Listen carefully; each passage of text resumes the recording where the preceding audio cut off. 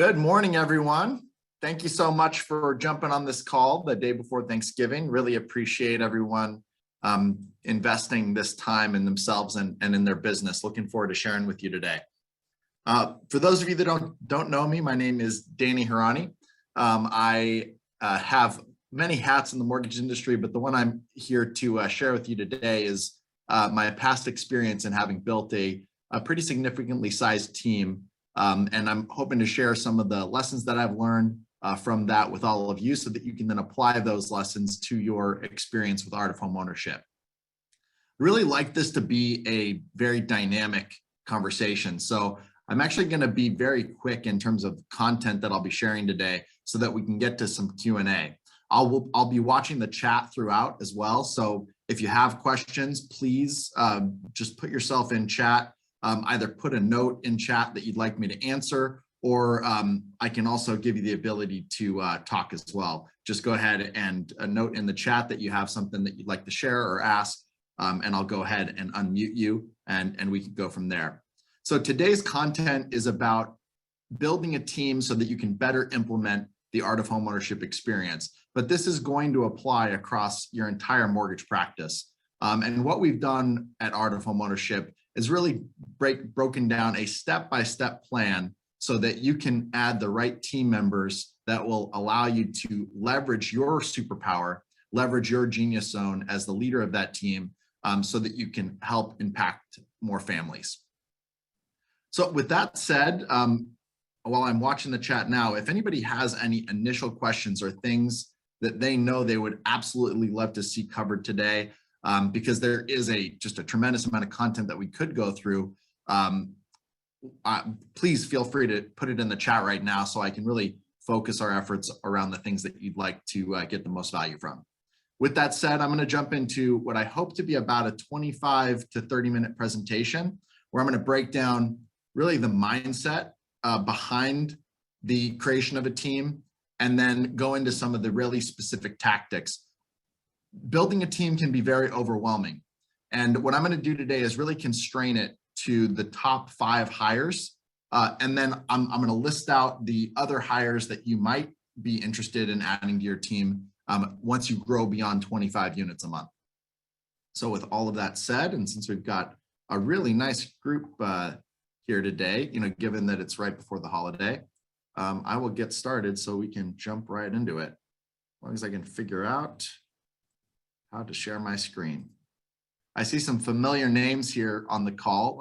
So some of this content will be, I believe, familiar to you as well, since many of you have gone through some version of this with me. But with that said, I'll just jump right into it here. So the first thing that I'd like to communicate that I think is really intuitive for all of us who've been in the mortgage industry for quite a while is that building a team is extraordinarily, or I apologize, being a loan officer is completely overwhelming. There is just an incredible amount of work for us to do if we're really going to provide an world-class experience for our clients and our referral partners. And back in 2014, I took some time to actually break down what, and really this is even a summary of what I believe all of the tasks and opportunities to really provide that wow experience for a client and a referral partner might be. Really, I believe there could be hundreds more that could be added to this list. But the point here, and the reason I share this list with you, is to communicate 2 things. The first one is that there's a lot of work to do if we're really going to do a great job. The second is that the work is really grouped, we believe at Art of Homeownership, into 5 pillars. And those pillars are leadership, lead generation, lead conversion, transaction management, and then a client for life experience, something that will allow you to annuitize your database. You can call this the post-closing activity or your database, but really this is about creating clients for life. And the Art of Homeownership experience is really meant to shine before, during, and after, but especially after. Luke, absolutely, for sure. Happy to share this with you after the call. And what building a team allows you to do, and again, this is not rocket science here, team, but I think it's important for us to understand the why, and for you to deeply understand this why, because as you build your team, you're going to want to communicate to them why they're there, what purpose they're serving for you. So building a team is the only way to scale. It is impossible, in my opinion, to be good at all 5 pillars. In fact, I'll admit that I'm really only good at 2.5 of them. Transaction management and the post-closing activity work is exhausting for me. It does not give me energy. And when I was doing transaction management and post-closing activity, I was finding that it was draining my ability to really be a great leader, generate leads, and then convert those leads. So building a team's the only way to scale. It allows you to create a consistent process, and it really allows for you to have less chaos in your life and in your business. I'm not sure if this will resonate with all of you, but one of the things that was clear for me before I really dug in and successfully built a team was that I was constantly switching between activities that were in my genius zone and out of my genius zone. And by what I mean by genius zone, team, and this is a whole nother call that we could have together, is those activities that you do on a daily basis that both have a high return on income or high return on investment of time, but also a high return on energy. There are things in the lead generation bucket, for example, or in the leadership bucket, for example, that I can do all day, 12 hours straight, and end the day fully energized because I really enjoy them. Coaching, training, being on this call with you today, for example, this gives me energy. It's very fulfilling. But going and digging in on a tax return and calculating income, or communicating with an underwriter when there's feedback on a loan that didn't, that wasn't really what we were intending, that lowers my energy. And so building a team allows you to specialize to those things that are inside of your genius zone and find people that get fulfillment from digging in and calculating income. And I promise you they're out there. I've met them, I've hired them, and they transformed my life and allowed me to live in a lot less chaos.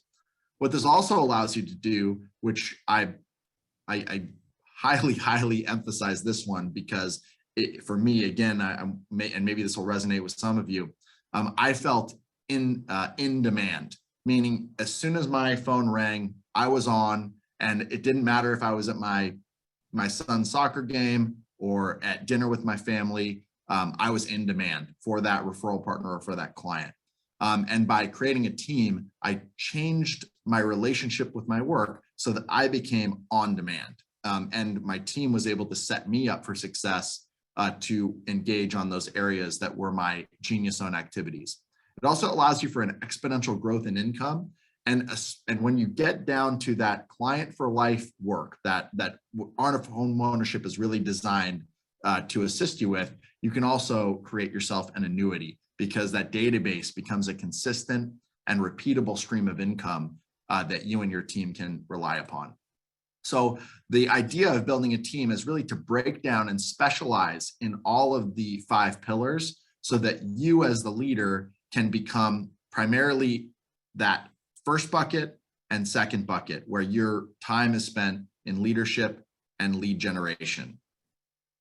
Now, from a mindset perspective, this is pretty scary. I can't see all of you because of the way the video is set up, but I'll just share my personal experience vulnerably with you.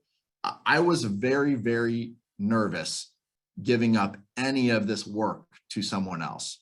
And the reason for that was that I didn't trust that anyone could do this job, or whichever job was on the list, as well as I could.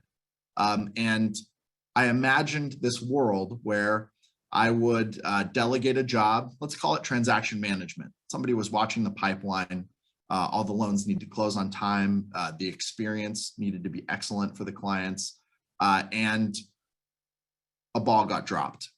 And maybe it was a top referral partner. Maybe somebody didn't close on time on a Friday and they had to stay in a hotel over the weekend. And I imagined this world where the transaction wouldn't be managed to my standards, and I would ultimately find that client upset, the referral partner upset, and then that referral partner communicating to the other agents or financial planners in my market. And after a series of dominoes hitting each other, I would be working the counter at Starbucks because I could no longer work in the mortgage industry because my fear would come true, right? That my team would drop all the balls, and then I wouldn't be able to provide that exceptional experience that I knew I needed to exponentially grow my business, and instead it would fall apart.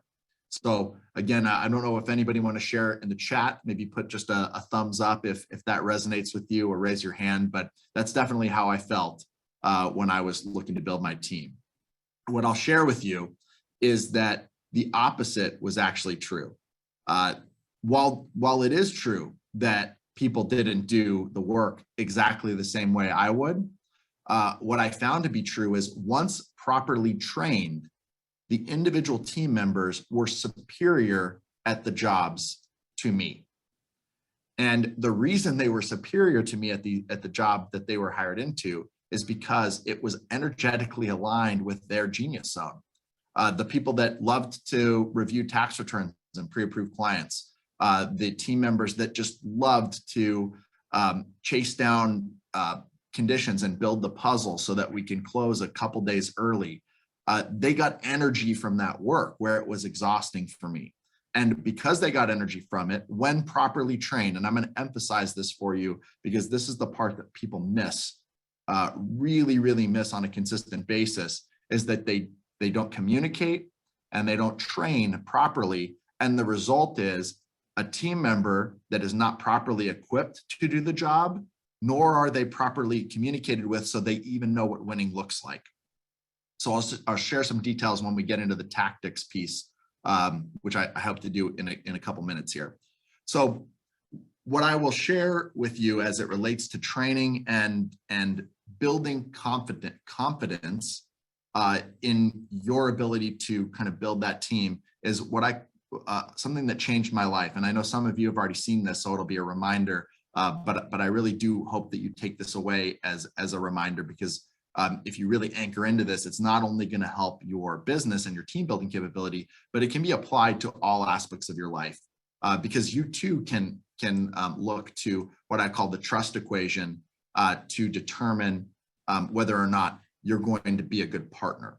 And this is something that I would share with all of my team members when they were hired on, so that they could understand what I was expecting from them, because what I needed was to trust. So T, you're going to have to take some notes on this behind the scenes, everyone, because I didn't kind of detail these out. So I'll share verbally what all this means.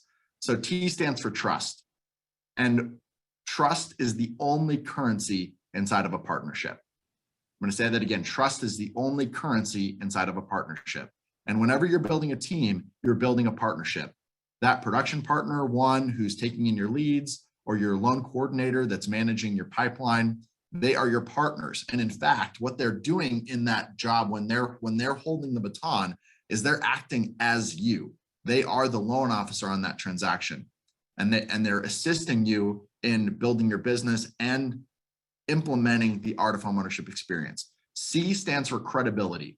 How good are you at your job? How well do you know what your business is? How well trained are you? So this is an extremely important one, and it's the first one, because I'll share another quote that I find to be really powerful, which is, confidence comes from competence. So this credibility comes from a well-trained and well-communicated team member, where expectations are set well and winning criteria are known. R stands for reliability. And this is where you as the leader really need to set a standard, where you communicate for you what reliability looks like. This is expectation setting, showing up on time, delivering a high quality product consistently. Reliability is where a process really starts to shine, because I like to share a shocking thing that I learned years ago, which is that McDonald's is the highest grossing restaurant on the planet. And it doesn't have a Michelin star, but it takes in more gross receipts than any other restaurant in the world. And the reason it does that is because of reliability. It's the consistency of their product that people know they can show up no matter whether they're in Georgia or in China, and they're going to end up getting the exact same meal. So reliability is an extraordinarily important component of trust. The A stands for authenticity or intimacy. Another way to describe this is connection. how connected you are to the person that you're trusting. So this really comes down in terms of team building, to you as the leader, ensuring that you connect with your team member. That means doing consistent one-on-ones, that's consistent feedback, and really showing up and training them well so that they can shine as their authentic self. And when somebody kind of brings their full potential to the work, if they're aligned, in their genius zone, they're really, what you're going to find is they're really going to thrive. And then the last component of trust is self-orientation. So what this means is, and this is an important component of hiring, and what I'll say to this before moving on, just so I can kind of honor that commitment to leave at least half an hour here for us to have some Q&A, is that what you want to hire is patriots, not mercenaries. What a patriot will do, especially as it relates to the art of homeownership experience, is they will understand their role in your just cause. As an art of homeownership partner, I know that you're committed to your clients. You've made a commitment to be in their lives for 30 years. You've made a commitment to help them on their journey to financial freedom. And you've made that commitment not through your own self-orientation, but because you understand the needs of those clients and how impactful your advice can be for them, and how because you've seen it over and over again with your past clients, how just a little bit of enhancement to that advice can mean the difference between, in some cases, hundreds of thousands of dollars of wealth over the long term. So your self-orientation is clearly aligned properly. And so finding people that understand what your mission is and they are aligned with that mission is extraordinarily important. Now, another mindset item that I'll share is that you don't have to do an all or nothing handoff. So I'm going to switch back to this slide and I'm going to share my own personal experience with, let's say, transaction management, or I'm going to do lead conversion here because I feel like this is a kind of more illustrative example. So in lead conversion, I was terrified, absolutely terrified to hand off the pre-approval process to my loan coordinator. And I was terrified because I believed, because I was being coached at the time, that I needed to get out of lead conversion or get out of transaction management. And then if I spent any time in that pillar, I was somehow failing my business. And my mind works in a very binary way. And so I was thinking, oh my gosh, until I can get out 100%, I can't get out at all. And it was paralyzing for me to think that my loan coordinator, who was interfacing with my clients during the transactions, was going to take all of the hard realtor calls and take all of those hard borrower calls. And I wasn't ready for them to do that because they weren't ready to do that. And what I realized over time is that the idea that you need to have this binary all or nothing, all in mentality is actually incorrect. And I want to offer to you here that inside of these 5 pillars, each of the 5 pillars can be broken down, or the tasks inside of each of the 5 pillars can be broken down into one of 4 boxes. So you can see here, we have proactive and reactive on the top and tactical and emotional on the side. And so something can be either tactical proactive, emotional proactive, or reactive tactical, reactive emotional.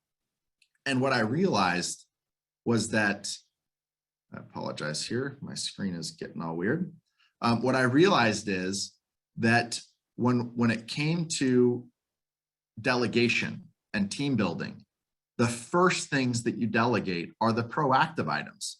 And the reason you delegate the proactive items first is because you can put a checklist together to handle the proactive items. Now, I've put some notes in here. I'm sure together we could add dozens, if not hundreds, of activities into the proactive tactical and proactive emotional.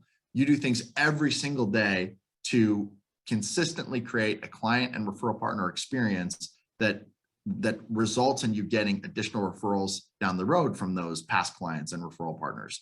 And that's because you have a proactive process, or you're in the process, or you're building one now. When you delegate, think about delegating your proactive tactical first. So an example of a Lead conversion proactive tactical would be calculating income from a tax return. That's something that is done consistently over time. There's a checklist that you can have a team member work off of, and ultimately they can calculate that income or fully pre-approve, run to you, run credit. These are all proactive tactical aspects of lead conversion. Reactive tactical is when maybe the client didn't send all the paperwork in, or when the DU comes back refer, or the credit report comes back as a 579 and your minimum FICO is 580. And those are areas where potentially you're going to delegate more slowly. So proactive items get delegated first tactical, then emotional. Your gifting program can be delegated. Your production partner one can do your dreams and goals call because they can do it off of a script or checklist. Reactive tactical is delegated third. And then reactive emotional, you may never delegate this. The time where your reactive emotional items might be delegated is when you have a truly trusted team lead or mortgage advisor. And these are items where, maybe you get a frantic phone call on the weekend because, somebody's father-in-law told them that they were crazy to buy in a market that was about to have a burst bubble. And they want to cancel even after their earnest money is hard. $25,000 earnest money has already gone hard. And they're calling you up to unwind a deal that in your heart is the best thing for them. Well, that's not a call for your loan coordinator to take. That's definitely a call that you should take. So hopefully that what you're getting from this part of the presentation is that this does not have to be an all or nothing process. Be gentle with yourself and with your team. Be appropriate with what tasks that you ask them to do on your behalf, because until they're trained and ready, you're setting them and yourself up to fail in the growth of your team if you're asking them to do things that will ultimately result in any trust being lost. Now, from a tactical perspective, and I told you I was going to focus on the top 5 hires. And then I'll go kind of into detail, and we'll communicate later around these at a separate call around these other possible positions on your team. But I want to first go through production partner 1, 2, loan coordinator, mortgage advisor, and the customer success manager.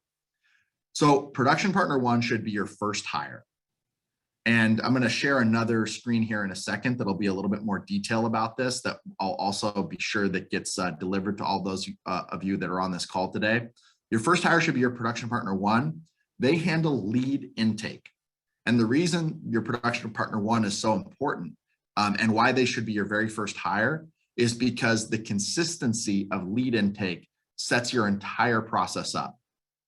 It also allows you the most freedom and leverage in terms of time.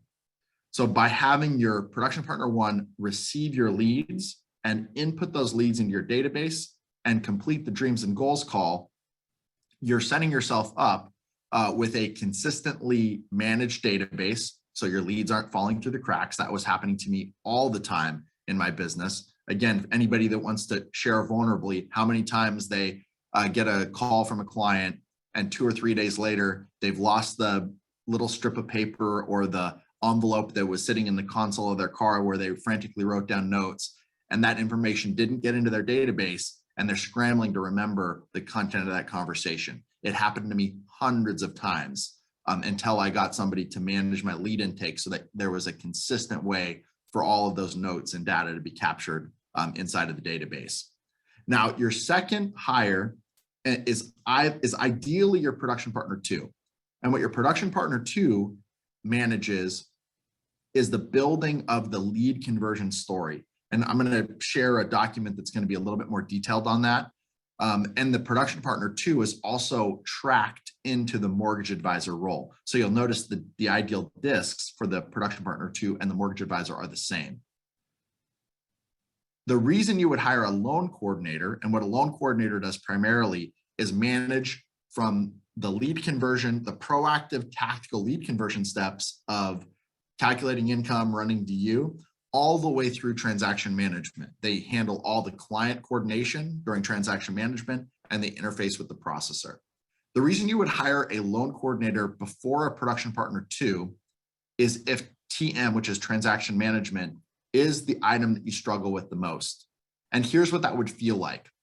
It would feel like you consistently getting dragged back into your files by your processor or by your production partner 1 or anybody in the transaction management process, and having the process of being pulled back into your pipeline derail your ability to lead or lead generate. So if you look at your day and you proactively set up green time where you're going to be prospecting or marketing, and you find yourself captured by the whirlwind of your pipeline, and you're dragged back into the deals, and it exhausts you, frustrates you, and then you just don't have the right mindset or energy to get back into leadership or lead generation, that's when you would want to have a loan coordinator first. If your pipeline is smooth and managed, and your processor has the ball, and you're not consistently getting dragged into your files, you ideally want to get your production partner 2 hired first, because the production partner 1 and 2 are going to be your greatest leverage points for really consistently managing your business and putting yourself more solidly into that lead generation and lead conversion buckets.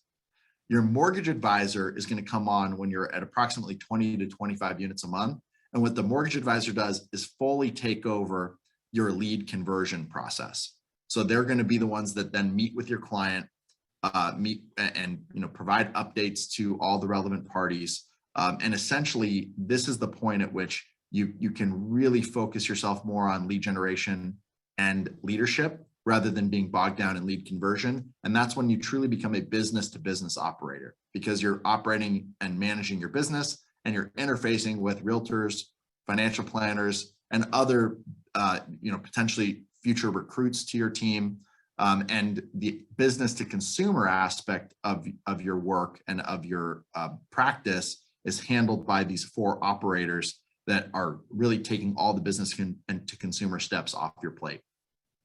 A customer success manager, we have as the 5th hire. However, if you have a large enough office, you can look to get a customer success manager hired on a fractional basis to manage your post-closing database. And this customer success manager, this is really critical if you're looking to leverage the Art of Homeownership platform at scale, because what the customer success manager handles is your post-closing calls, as well as your three-month calls, 6-month calls, and then they schedule your annual financial reviews and really tee them up with your clients. I'm going to stop sharing this screen, and I'm going to share one other document that we'll send out for you, which we find to be really helpful.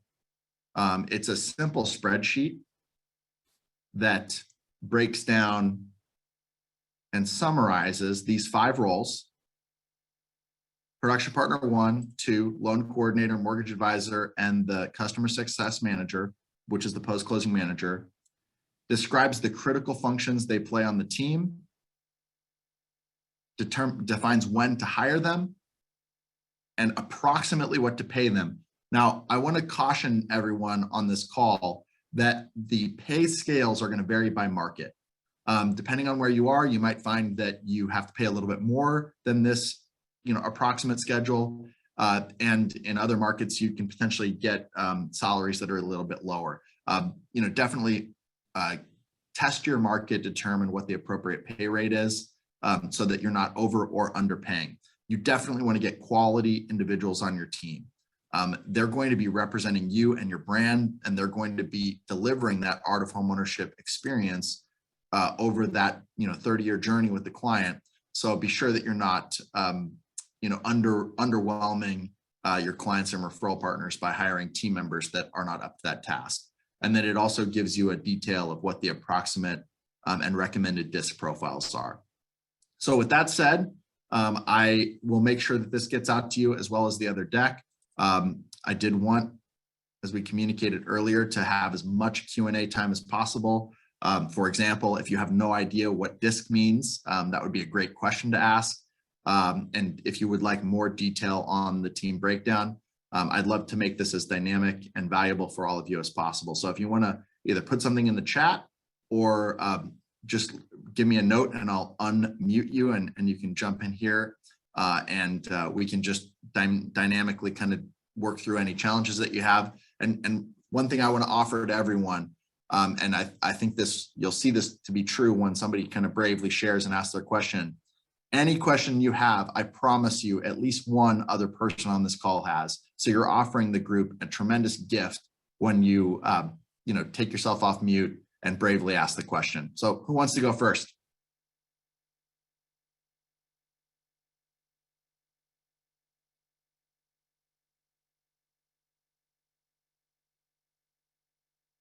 I know all of you aren't shy. I know enough of you on this call to know that there's some people on here that are not too shy to ask a question. And I also know that team building is a complex enough event here that, who was that? I can't, here we go, Luke. Thanks, buddy. Hey, Danny, how's it going? What do you got for me? Hey there, just a quick question. And you might have mentioned it and I might have just missed it, but as far as, closing 5, 10, 15, Hey, 20 Luke, units it's not, a month. coming through. Is it not? Oh, yeah, try again, sorry. Can you hear me better now? Yeah, I can. Awesome. Cool. So as far as closing, 5, 10, 15, 20 units a month, how consistently would you say we need to be doing that before actually hiring on? Because obviously you don't want to hit, 15 units one month and go ahead and hire on, but only hit 9 or 10 the next month. So what would you say is your best advice there? Yeah, Luke, this is really a chicken and the egg event. And I would offer that hire sooner rather than later. Make a bet on yourself and believe in yourself. And I would also offer that hiring too late is one of the most dangerous things you can do. Because when you're hiring late, you're hiring reactively versus proactively. And what ends up happening in a case of a late hire is what I call a pound puppy hire. When you go to the pound and get a puppy, guess what happens? You find the cutest one, the first one that wags its tail at you and gives you a nice little bark, and you sign the paperwork. They're back at your house. The next thing you know, they're peeing on your rug, and they're not doing you any favors. A much better way to hire. So I used to call that the barista hire, where the first person that seemed like they could put a couple sentences together, had great customer service, boom, they were on my team because I needed them. I was already past the point where I needed that relief. I was working, 14 plus hours a day and completely overwhelmed. When I finally changed the way I operated, Luke, and hired in advance of the need and in anticipation, because I was looking at leading indicators versus, lagging indicators, which is the fundings, I was able to hire and hire slowly, meaning I could, instead of being desperate to just get a body in place to man the phones, I could hire much more slowly, interview 10 people for every one that I hired. And then I also had the freedom to train those individuals that joined the team, or have some capacity on the team to have other, my top ninjas in each of the roles train, versus having those individuals being completely overwhelmed.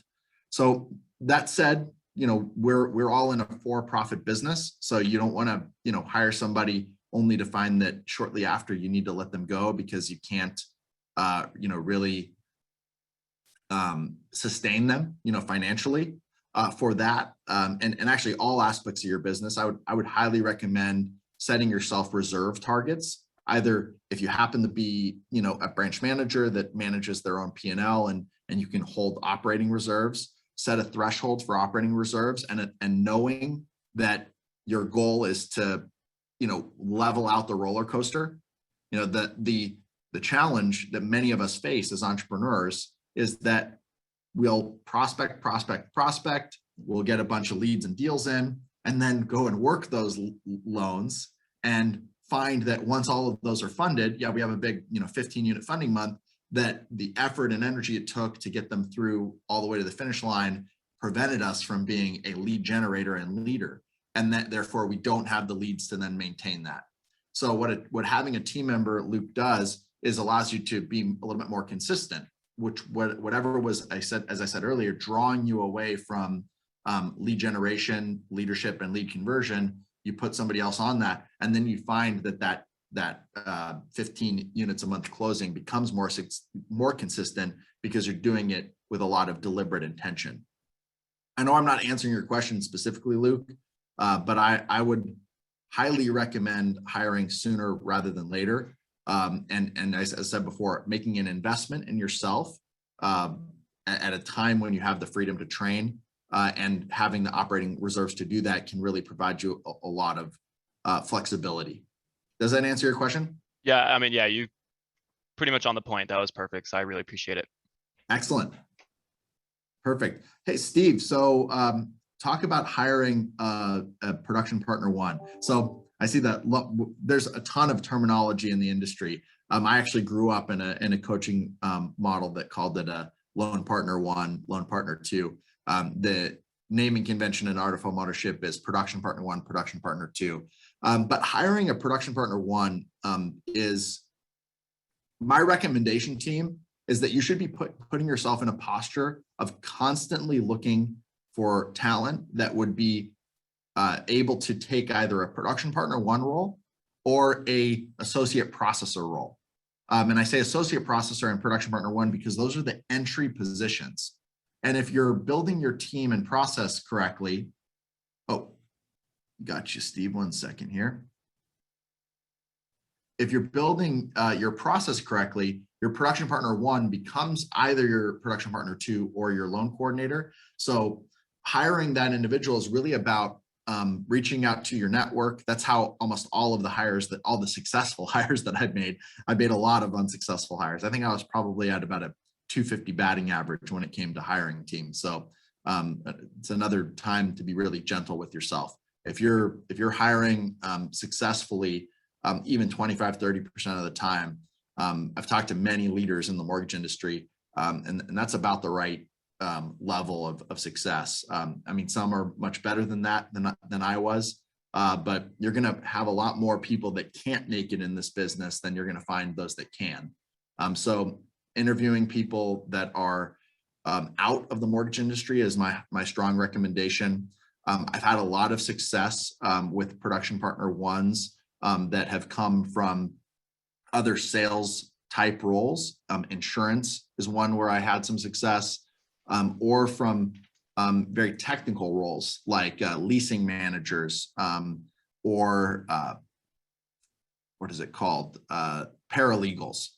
Those that have to work with a lot of detail in a rather high-paced and high-pressure environment, but an environment where the upper limit pay scale is a lot less significant than in the mortgage industry. How did that land for you, Steve? Can you hear me okay? Yeah. Oh, good, thanks. Yeah, yeah, thanks for that. Yeah, I'm a branch manager in the San Francisco area. So, pretty fertile ground with customers and competition. Just seems like a lot of people I interview, for this kind of a role, it's hard to find them and it's hard to figure out what they look like, if you know what I mean. It seems difficult to bring somebody from another industry and learn not just the language, but just sort of the intuitiveness of the mortgage business.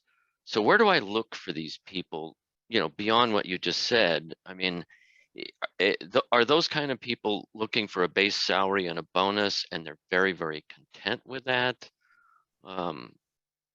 What do they look like? And, to get the right guy or right girl that's really good.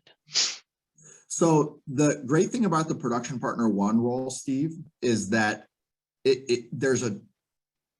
because it's an entry point into the mortgage industry, you can really find a pretty dynamic range of skill sets and personalities that really fit the need of that production partner one, because the production partner one role is relatively unskilled work.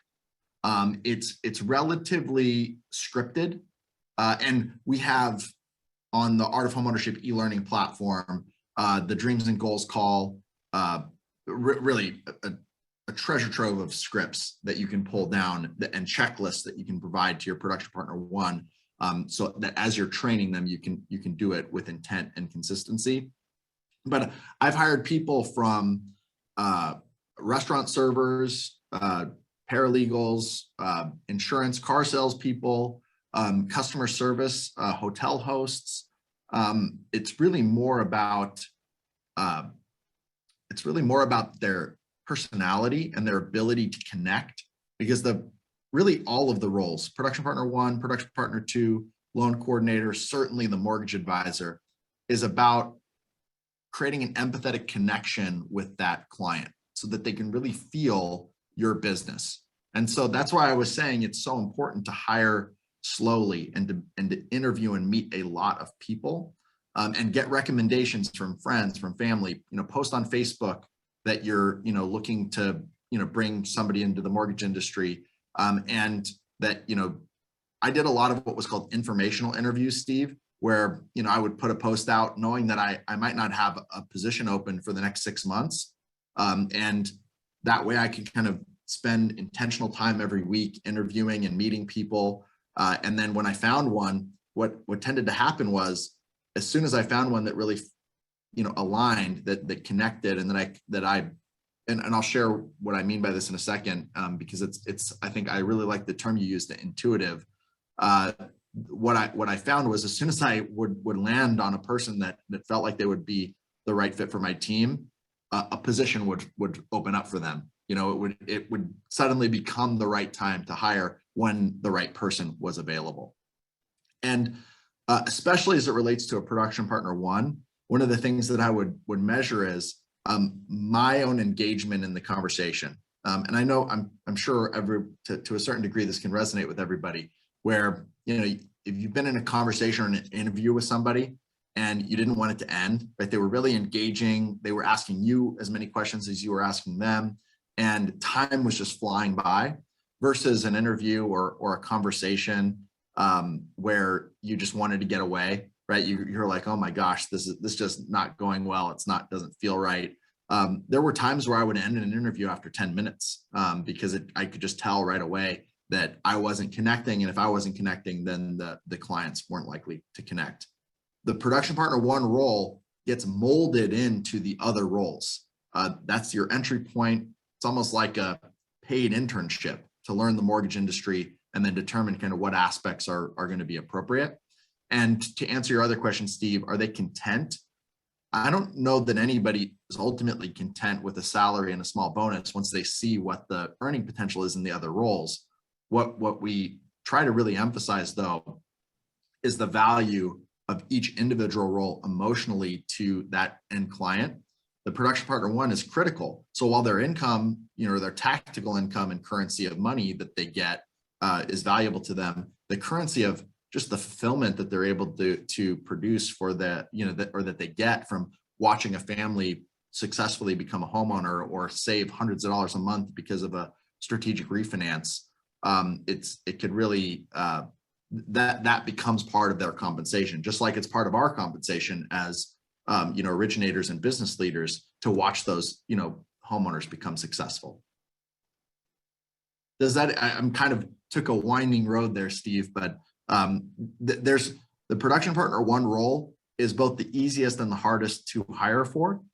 Easiest because there's the most candidates, there's the most types of personalities that can fit into it, but hardest because you're really taking a leap of faith on somebody, in most cases, that's out of the mortgage industry.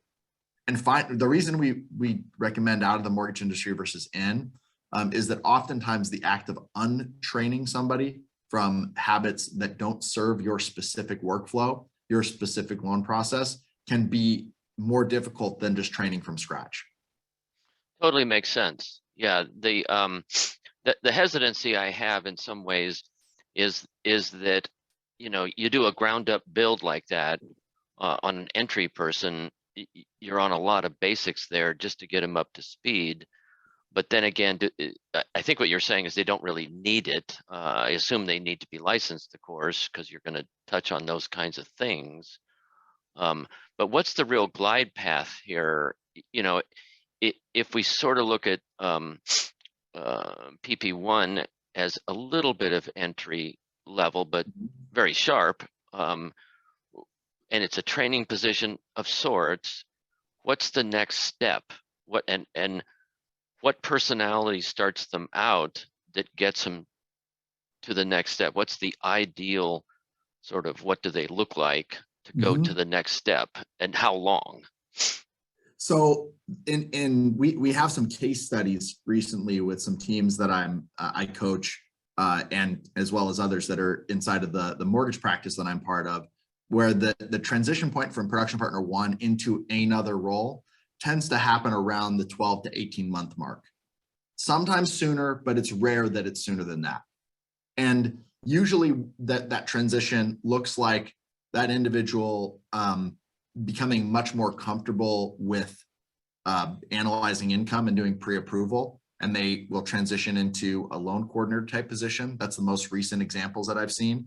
But they can also become more, depending on their personality type, much more engaged and interested in the conversion process, the lead conversion process. And if that's the case, they transition into that production partner 2 role.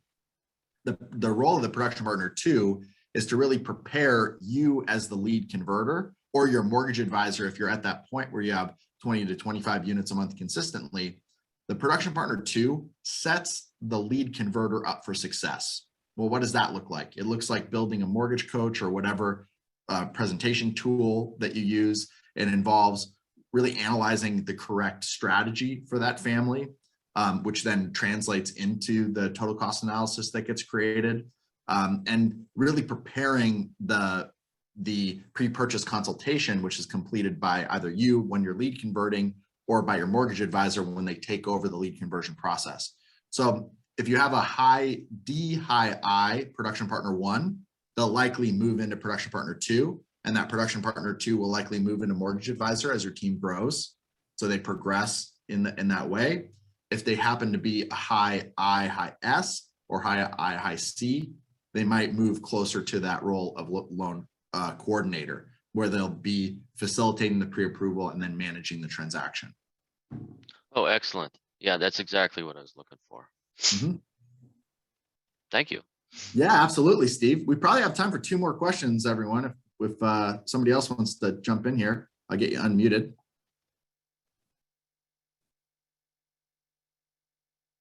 All right, David.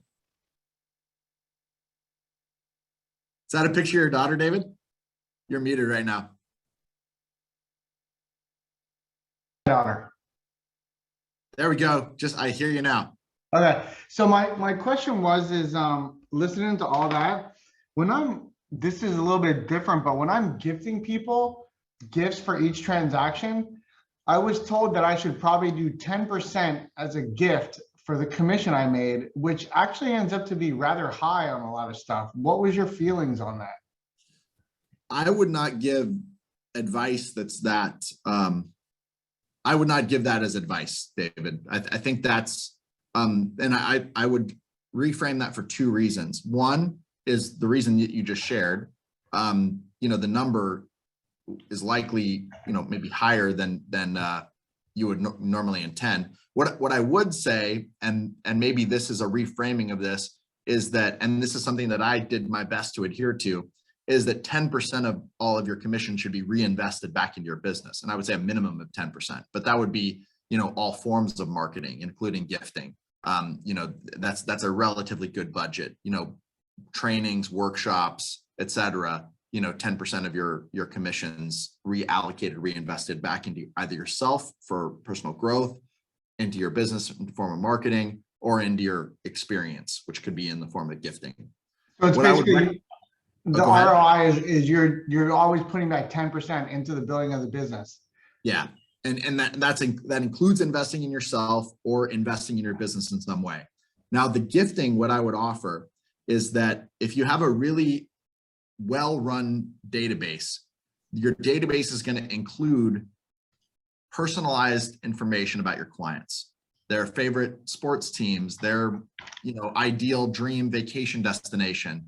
What I would offer, David, and to everyone here, is that the spirit of the gift is much more valuable than the dollar amount. So I would much rather receive a gift that was very specialized to me, very personal, that shows that you heard me and saw me as your client or as your referral partner. Not that we should be gifting our referral partners, obviously RESPA compliant, et cetera. But something that was very specific to me because you know me, versus having a very expensive gift. I feel like that goes a longer way. That And makes you- sense. and it It's was very inexpensive and still find that you impacted that client more. it's kind of like the giftology type stuff. Yeah, yeah, Okay. exactly. And that's where the production partner one, when they're doing the dreams and goals call, should be listening for opportunities to capture notes so that you're, I showed that, we did the 5 hires, up to the client, the customer success manager. But, you might have noticed that there's another role on a team, as your team grows exponentially, you might hire a client experience manager. That's the person that's going to be managing your gifting. And they would be doing that off of your, the notes in your database, ideally. Thank you. Yeah, of course, man. Good to see you. Happy Thanksgiving. Oh yeah, I love this time. Fantastic. All right, team. I think we got one more question, time for one more question, and then we'll let everybody get back to tying off their pipelines before hopefully you cut out a little bit early today to be with your families. Anyone else?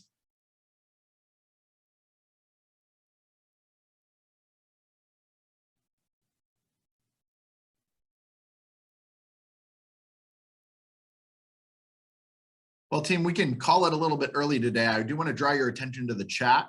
Lem did put a note to the e-learning platform. There is just a ton of content on team building. I'll also send to the Art of Homeownership team both the deck and that Excel spreadsheet that I shared earlier, so that can get delivered to everybody, so that you can have that handy. And certainly if you have any follow-up questions, you can direct them to the Art of Homeownership team. They'll get those over to me, and I'll happily answer them as often or as quickly as I possibly can. Hey, Jody, happy Thanksgiving to you as well. I didn't see you there.